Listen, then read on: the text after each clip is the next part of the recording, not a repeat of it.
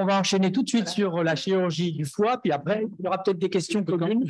Il peut y avoir des frontières. Je peux vous poser une question. Pour quelle raison le VAT, c'est-à-dire la chirurgie sous thoracoscopie, vous semble extrêmement minoritaire dans votre pratique, alors que des études internationales montrent que c'est peut-être pas aussi inintéressant que ça?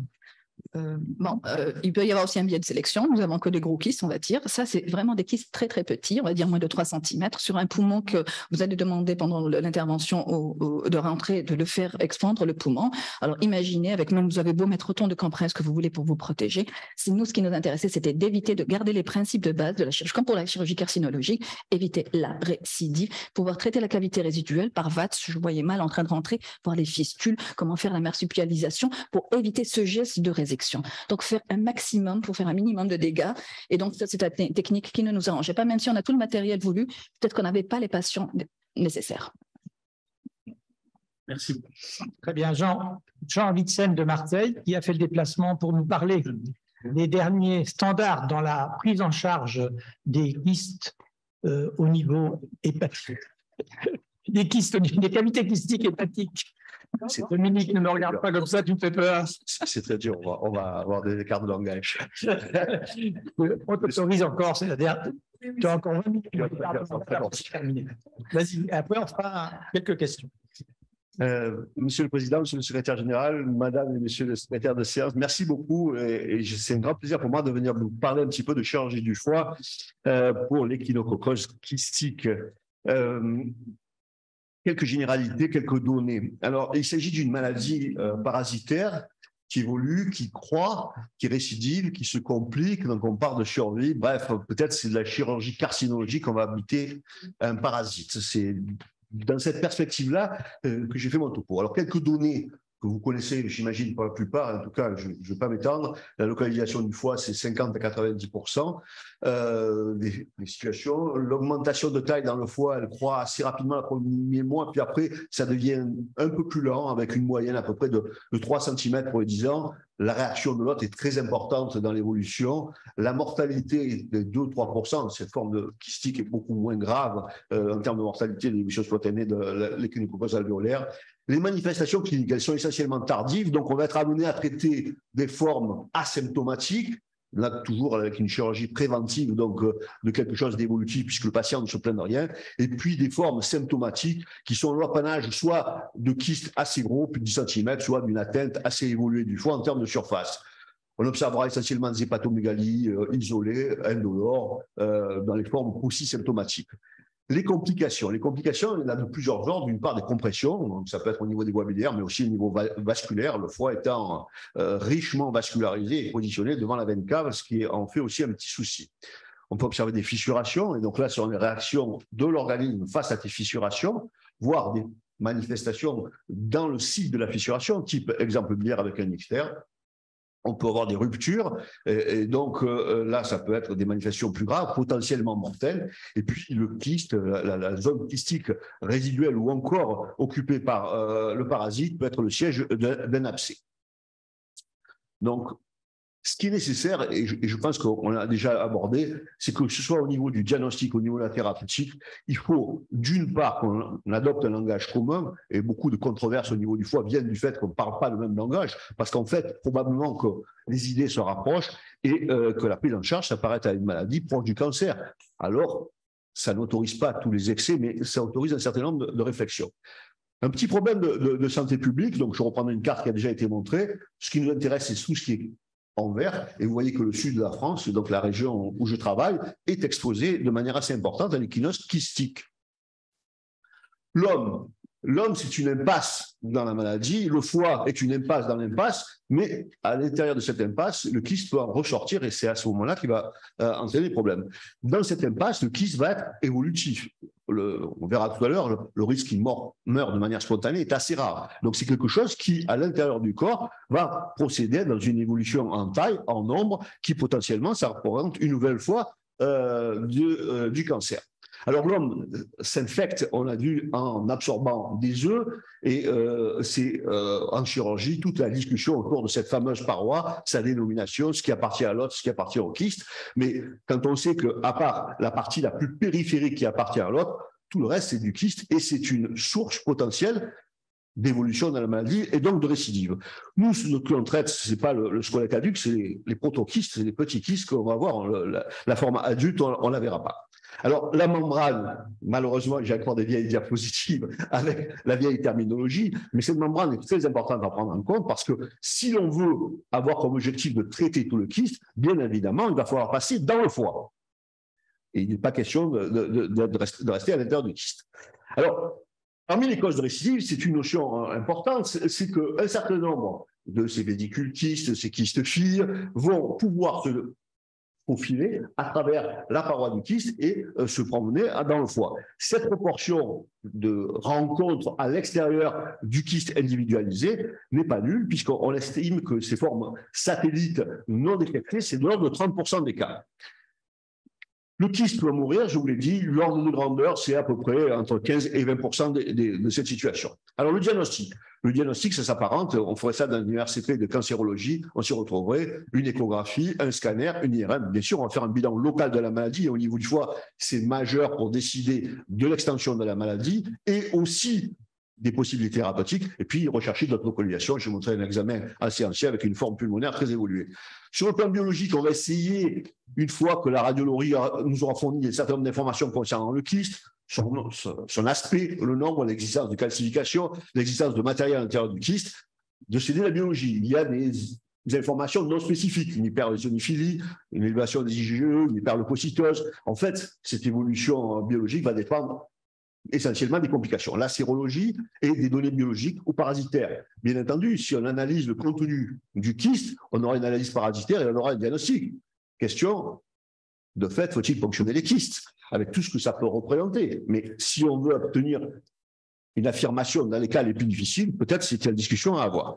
Alors aujourd'hui, et c'est là le gros avantage, les classifications par l'OMS reprennent, et vous allez voir, uniformisées avec d'autres classifications, type classification de Garman. Les kystes se présentent soit sous forme unique, soit sous une forme multiple, avec à l'intérieur du kyste pas beaucoup de matériel.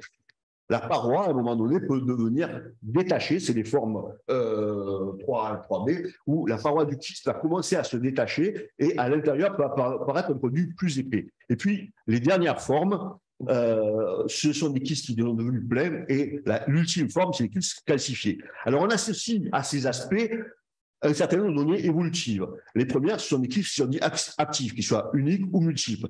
Le deuxième, c'est un kyste transitionnel. Peut-être bien oui, peut-être bien non.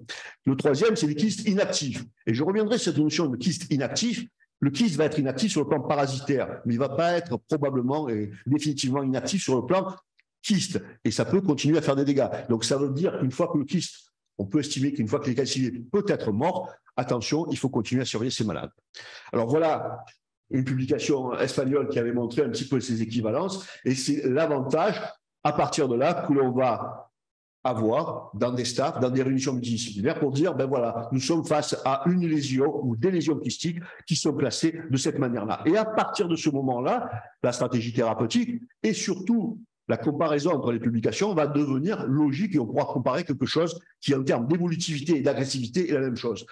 Prenons un exemple d'autres maladies, ce n'est pas uniquement une forme qui va donner une stratégie thérapeutique. Donc le référentiel unifié, c'est très important. De fait, reprenant la publication des équipes que l'on a déjà citées plusieurs fois, la partie qui nous intéresse va se trouver sur la gauche. Bien, en fonction de ces données-là, on va avoir un possible kyste, un probable kyste ou un kyste complètement affirmé.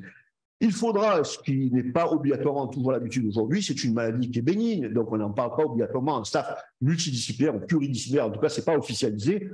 Il est très important d'en parler et que tout le monde échange à ce propos. Et donc, l'option thérapeutique, si option thérapeutique il y a, mais ne rien faire, c'est déjà une option thérapeutique, doit être décidée. Alors, quel traitement? Bien sûr, je vais parler un petit peu de chirurgie. L'objectif de la chirurgie, quand on est amené à opérer ces patients, en termes de moyens, c'est la destruction du parasite, totalement. Le problème de la cavitation, qu'est-ce qu'on fait de la cavitation résiduelle, comment la traiter, et puis aussi de prendre en charge les complications que ce qui va pu engendrer. Et en premier lieu, des complications au niveau de fistules bilio-kystiques. L'ordre de grandeur, c'est 30-35% de fistulisation. Et puis, il y a d'autres fistulations qui peuvent être beaucoup plus problématiques, la veine cave inférieure, les pédicules vasculaires au niveau du hile.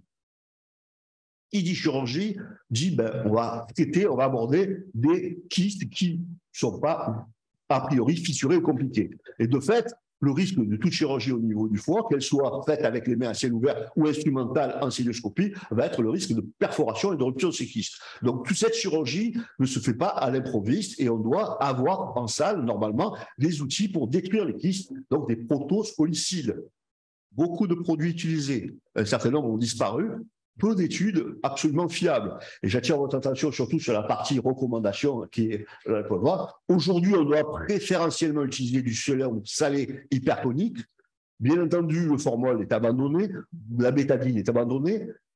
L'eau oxygénée a des dangers liés essentiellement à mettre quelque chose qui va être évolutif dans une cavité fermée, et pour l'avoir déjà observé, ça donne des embolies gazeuses assez impressionnantes qui sont difficilement contrôlables.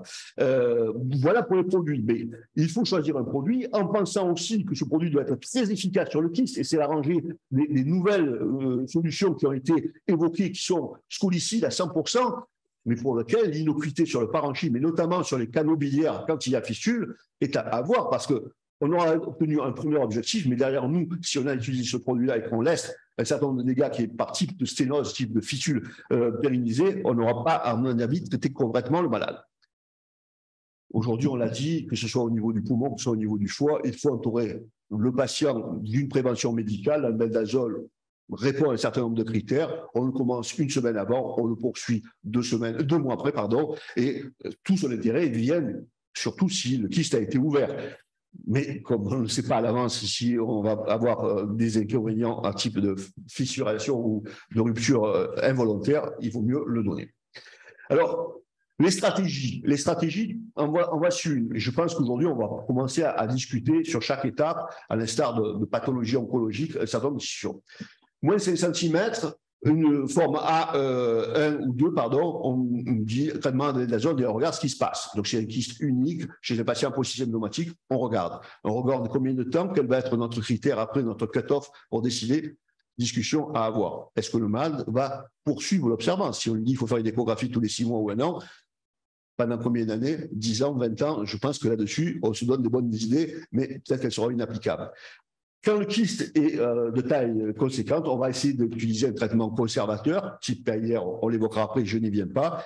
Et ce n'est que dans les cas de lésions solides, kystiques, multikystiques, parfois où il sera très difficile de traiter tous les kystes, que la chirurgie va avoir un intérêt. Cette chirurgie, classiquement, on la propose en 2 types. La conservatrice, on va traiter le kyste, on va essayer le plus possible d'éviter des grosses résections hépatiques, et à l'opposé, une chirurgie radicale qui a pour but premier de relever tout le kyste. Ça va de la kystectomie totale, je ne vais pas le dire, à l'hépatectomie réglée, voire la transplantation hépatique, qui ne semblera que bien sûr dans des cas très exceptionnels. Alors, je reprends ce tableau. Il y a tout là-dessus. Il y a la définition des kystes et on définit immédiatement ce que va être une chirurgie radicale, c'est-à-dire l'ablation totale du kyste ou la résections hépatique en passant au large du kyste. Dans tous les autres cas, on laissera une partie du kyste et cette partie du kyste, sa membrane, ses parois, il faudra absolument la traiter, être sûr de l'efficacité. Alors, au niveau du foie, les choses se compliquent rapidement. Parce que autant on peut avoir de bonnes idées très simples, très caricaturales, mais en fonction de la topographie du kyste, de sa proximité au canaux biliaire, de sa proximité à d'autres structures, on peut imaginer dans certains cas, comme ce très gros kyste, d'aller faire une résection, comme ces 2 kystes qui sont complètement à gauche, de faire une résection comme une hépatectomie gauche. En revanche, dès qu'on va toucher au huile, au carrefour des veines hépatiques, on va être dans l'obligation, au risque d'entraîner des conséquences très graves pour le patient, à faire de la chirurgie conservatrice. Ça, c'est inévitable. Alors, qu'est-ce qu'on faisait? Qu'est-ce qu'on a présenté jusque-là? Quand on traitait le kyste par l'intervention d'hommes saillants, l'idée étant de décapiter le kyste, bien sûr, il faut le vider, mais en le vidant, il faut éviter d'éparpiller ce kyste de la cavité abdominale. Donc, on a créé des trocars qui sont à la fois de très gros crabiles pour éviter qu'ils s'obstruent et qui vident rapidement ces kystes-là. Donc, il y a eu toute une instrumentation qui a été développée. Mais le reste, le problème entier, c'est celui de la cavité derrière, avec des interventions pour corriger la cavité qui nous occuperaient pendant des heures. Donc, on va passer là-dessus. Le problème, je vous l'ai dit, c'est la fissuration et la découverte d'une fistule biliaire au moment de l'intervention chirurgicale, en sachant qu'à peu près un tiers à la moitié des fistules biliaires passent totalement inaperçus, y compris aujourd'hui avec les examens modernes. C'est une découverte opératoire. Alors, pour traiter la paroi, la cavité, il y a eu des interventions, j'ai retrouvé ça à la littérature, je n'en ai aucune expérience, qui visait à capitonner à l'intérieur, ce genre de choses. Bon, voilà, je le cite pour essayer d'être exclusif. Voilà.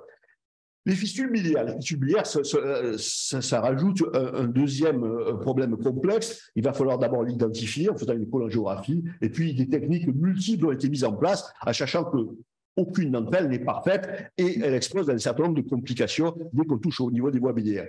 Et tout, la notion assez simpliste, mais qui peut faire peur pour une maladie bénigne, c'est de dire, face à une kyste qui est proche de structure vasculaire, ou quand il y a plusieurs kystes, n'est-il pas plus simple de faire une tranche trop droite plutôt que de laisser une cavité? N'est-il plus pas simple d'enlever les fistules biliaires qui existent et de se mettre à une zone saine? C'est envisageable sur les parties latéralisées du foie, c'est moins facile à la partie centrale. Et donc, par rapport à un kyste qui peut être positionné comme ça, eh bien oui, il faudra faire probablement une hépatectomie très importante pour régler le problème. Peut-être qu'on l'aura réglé. Dernier point qu'on va aborder, la chirurgie donc, de kystectomie totale, on passe dans le foie. Voilà les images de kystectomie totale, on passe dans le foie, c'est de la chirurgie hépatique, mais il faut la faire. Si à la fin de l'intervention, on a tout enlevé, ce sera idéal. Alors, il y a des moments, pour un exemple comme celui-ci, où le kyste est volumineux à droite, qui est au contact de la veine cave inférieure, là, à ce moment-là, il faudra recourir à une hépatectomie réglée. C'est ce que nous avions préconisé dans notre équipe pendant très longtemps et que nous continuons à préconiser en favorisant ce type de technique pour sa radicalité, pour son efficacité dans certaines formes de fistules biliaires et pour sa diminution du risque de récidive. Avant cela, c'est une maladie bénigne jusqu'où il faut étendre la résection, la veine cave, la transplantation hépatique. Bien oui, chaque cas doit être mesuré. Il ne faut pas que ça soit fermé, mais ce sont des malades pour lesquels on va pouvoir faire ce chose. Là, d'abord, juste, je les pleure, que ce soit en célioscopie, en robot, avec d'autres choses. Tout doit être envisageable, tout doit être fait avec des compromis à ne pas transgresser, c'est-à-dire faire très attention à ne pas ouvrir le kyste dans toutes les mesures du possible. Donc, toutes les techniques sont potentielles. D'abord, il faut en avoir l'habitude, et ensuite, surtout, avec cette règle de ne pas transgresser. Alors, des études comparatives, il y en a eu quelques-unes. Je rapporte une étude qui était ancienne 2008, de comparaison de techniques de résection radicale versus résection partielle. C'est une étude qui se voulait et qui était comparative et ouverte, en fait. Et l'équipe avait prévu de faire une 50aine de malades. Ils ont arrêté au milieu parce que la chirurgie radicale n'avait pas de récidive précoce, une cavité qui ne réglait pas de problème puisqu'il n'avait plus, pas de fistule biliaire, pas d'autres problèmes. Et donc, cette équipe, qui est une équipe turque, avait dit on arrête et on reste dans la chirurgie radicale. Notre expérience personnelle, pour vous donner un ordre de grandeur, en 22 ans jusqu'en 2017, le traitement des lésions hydatiques au niveau de traitement des échinococcus kystiques au niveau du foie a représenté 25% de l'activité de chirurgie bénigne du foie. Donc, à Marseille, ça représentait quand même quelque chose d'important. Nous avons toujours privilégié la résection radicale avec des résultats qui sortaient de manière très intéressante. Et récemment, quelqu'un d'équipe a reproduit toutes ces techniques que nous avions faites avec un item essentiel qui était, quoi qu'on ait fait, est-ce qu'on a ouvert ou pas le kyste? Eh bien, c'est imparable, ça ressort, y compris pour les kystectomies totales. Dès qu'on a ouvert le kyste, le risque de récidive, le risque de complication s'est accru de manière considérable. Donc, le message est très simple, tout faire pour ne pas ouvrir les kystes, quelle que soit la technique que l'on fait. Et ça, c'était, alors c'est la chance qu'on a eue, puisque les malades, on a pu le suivre pendant très longtemps, c'est-à-dire jusqu'à 25 ans, le taux de récidive observé, en fonction du malade exposé, donc vous voyez qu'à bien sûr à 25 ans, il n'y a plus grand nombre de malades, mais en fonction de la technique ouverte et la technique fermée, ça sort de manière très, très statistique, très significative en termes de statistique. Donc surtout, ne pas ouvrir les kystes. Alors, aujourd'hui, dans l'arbre thérapeutique qui sont très proches, aller à ce niveau-là, privilégions les techniques fermées et privilégions pour les formes compliquées ou en voie de l'être, surtout la chirurgie radicale, ce qui n'est pas bien écrit dans ce tableau-là, en tout cas cette forme-là. Le référentiel thérapeutique unifié, c'est une nécessité absolue. La conclusion, je vais être très provocateur, traitement radical, oui, quand c'est nécessaire, mais en ce moment-là, étant radical jusqu'au bout, c'est-à-dire faisons, quand les équipes en ont vraiment l'habitude, des hépatectomies réglées comme si on avait à traiter une tumeur cancéreuse, avec tout ce que ça peut correspondre. Mais ça simplifie la prise en charge finalement et ça diminue les récidives. Le gros problème, c'est les récidives qui n'ont pas. Je vous remercie. Pardon, merci. Message entendu. Merci. Merci beaucoup. Question? Moi, je voudrais poser une question très pratique. Tu as dit qu'il ne faut pas ouvrir le kyste. Mais certaines fois, c'est avec beaucoup d'appréhension qu'on commence à manipuler le foie pour faire quoi que ce soit avec des kystes qui sont en hyperpression. Est-ce qu'il y a quand même une indication de décompression opératoire par simplement une ponction ou si c'est aussi embêtant que l'ouverture Oui, c'est pareil, c'est pareil. C'est pareil. Quand le vit, pardon. Quand on fait une kyste de manière chirurgicale avec trop tard, je vous donne avec une aiguille qui en pratique, il faut faire quelque chose de très gros parce que sinon ça va vite se boucher. Il faut absolument proscrire l'ouverture du kyste. Nous, on avait considéré notre travail rétrospectif, bien entendu, toute ouverture chaque fois qu'on est amené. Mais il est vrai qu'il y a des impossibilités. Donc là-dessus, c'est un principe puisque le BOM a imposé. Hein. Une autre question. Allez-y, allez-y. J'avais une question et un commentaire concernant la présentation de Karima, que je félicite. D'abord, ça concerne les formes bilatérales donc, que tu as évoquées. Je ne pense pas que la sternotomie soit une bonne voie d'abord. Comme pour les métastases pulmonaires, quand il y a des formes multiples, il vaut mieux faire 2 thoracotomies. Alors, ma question, c'est jusqu'à combien de lésions tu acceptes d'opérer en cas de forme bilatérale et combien de temps observes-tu entre les 2 thoracotomies? Ah oui. Bon, le plus souvent, on fait en 2 temps. On préfère faire des fois même dans la même intervention, c'est-à-dire dans la même journée, on fait les 2 côtés, surtout chez les enfants, quand il y a 2 kystes de grosse taille et pour lequel le réanimateur me dit non, je préfère qu'on puisse régler ça rapidement, à condition. Donc on fait mais on préfère ça que la sternotomie. C'est exceptionnel quand on fait la sternotomie, c'est très souvent parce qu'il y en avait dans le médiastin, qui était sur une artère pulmonaire dont on avait eu peur de faire éventuellement une CEC. Mais sinon, on peut faire un maximum, parce que ça peut être curatif ou palliatif, dans tous les cas. Et si on devait faire, on préfère faire 2 thoracotomies. Voilà, dans le même temps. Voilà. Alors, j'ai une deuxième question qui est une forme assez rare, mais qui s'observe. On voit des localisations kystiques intrapulmonaires qui peuvent en imposer pour un sarcome de l'artère pulmonaire et qui nécessitent leur ablation sous circulation extracorporelle après artériotomie de l'artère pulmonaire, du tronc ou d'une des branches. Est-ce qu'il t'a été donné dans... C'est le très gros. Oui, on en avait eu une enfant comme ça qui avait un beau kyste qui était sur l'artère pulmonaire, un kyste de 4 cm, pas énorme, pour lequel nous avons travaillé, on l'avait programmé en chirurgie cardiaque, mais pour lequel nous avons pu l'ouvrir. Il y a un tout petit saignement, c'était très rapide de récupération, pour lequel la CEC fémoro-fémorale, on n'a pas eu le temps de la mettre. Parce que ce qui nous intéressait, c'était de ne pas mettre la CEC pour ne pas diffuser la maladie. Il y avait aussi le risque de ça aussi. Mais c'était entre prévoir de diffuser la maladie ou de la laisser sur table. Et donc, on a pu régler ça avec les chirurgiens cardiaques. Ça a été très rapide et on a pu récupérer ça. Hubert Joannet. Oui, ma question s'adresse aux chirurgiens thoraciques et aux chirurgiens hépatiques. Bon, c'est une chirurgie qui est parfois extrêmement difficile. Ma question, c'est est-ce que l'imagerie peut permettre de prévoir des difficultés péropératoires? Je ne parle pas des rapports anatomiques, mais l'imagerie de l'adventice. Quand on veut opter, par exemple, pour un traitement conservateur, est-ce que l'imagerie pourrait permettre d'avoir déjà une idée que ça sera peut-être plus simple? Les ruptures pariétales du kyste que tu as montré comment est-ce que les détecte en IRM, par exemple, est-ce qu'on les voit? Est-ce que les ruptures de la paroi kystique qui permettent donc la diffusion de la maladie ça se voit en IRM? C'est un peu ça la question. Ou en échographie, je ne sais pas. C'est le problème des fistules biliaires. Les problèmes des fistules biliaires, certaines se voient. Certaines se voient, on voit du matériel qui se promène dans les voies biliaires, donc on se doute certains ont des symptômes biliaires. Donc là-dessus, c'est évident. En IRM, on peut voir des petites fissurations. Mais je le dis, il y a 30% de ces kystes qui sont à l'extérieur, qui sont des formes microscopiques, je veux dire, l'œil humain ne peut pas aller devant, qui sont détectés quand on fait des gestes réglés qu'on analyse histologiquement l'extérieur. Donc, le problème de l'IRM, ça va être probablement sur des suffisances pour la détection de ce type de lésion. Après, on reste sur des principes. Mais c'est aujourd'hui très probablement au niveau du foie le meilleur examen qu'on peut pratiquer. Et pour répondre à votre question, la difficulté, déjà, il y a le nombre d'interventions antérieures, parce que c'est le vieux classique qui marche toujours. Et puis, les formes évoluées type calcification, moi, je m'en méfie beaucoup, parce que ce sont des formes ou des adhérences par la réaction de l'organisme qui font que, en tout cas, c'est ça où on a eu pas mal de difficultés.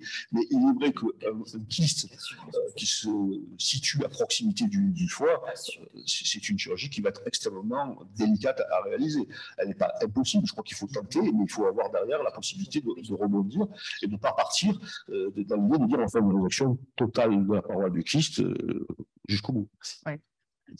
Merci, excellent. Voilà. On passe au suivant. Oui, non, c'est Attends. simplement pour dire qu'il y avait des commentaires, quelques commentaires et une question aussi qui était venue, je crois, d'Alger aussi, qui disait, auriez-vous de garder les mêmes indications pour les échinococcoses kystiques multiples du foie chez des patients des zones hyper-endémiques?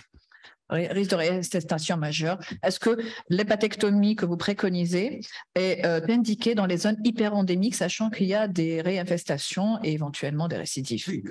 Voilà. C'est la question qui nous a été posée. La question, elle tombe. Je l'ai discuté plusieurs fois. J'ai rencontré mon confrère d'Algérie. Vous dites qu'il faut faire des hépatectomies. D'abord, notre bloc opératoire ne permettrait de faire parce qu'on les enchaîne le traitement des kystes. Donc, il y a une nécessaire d'organisation. Oui, c'est très important aussi. Et la deuxième, c'était de dire, justement, même dans la récidivé, donc aujourd'hui, on est dans l'économie du parenchyme, que ce soit pour les métastases, pour ce genre de choses-là. Le problème étant que si le patient est amené à s'exposer de nouveau, mais ça fait partie aussi des situations où si on explique, je pense, au patient comment il s'est infecté, peut-être qu'il pourra prévenir cette infestation à l'opposé d'un cancer ou c'est pas plus. Je vous remercie.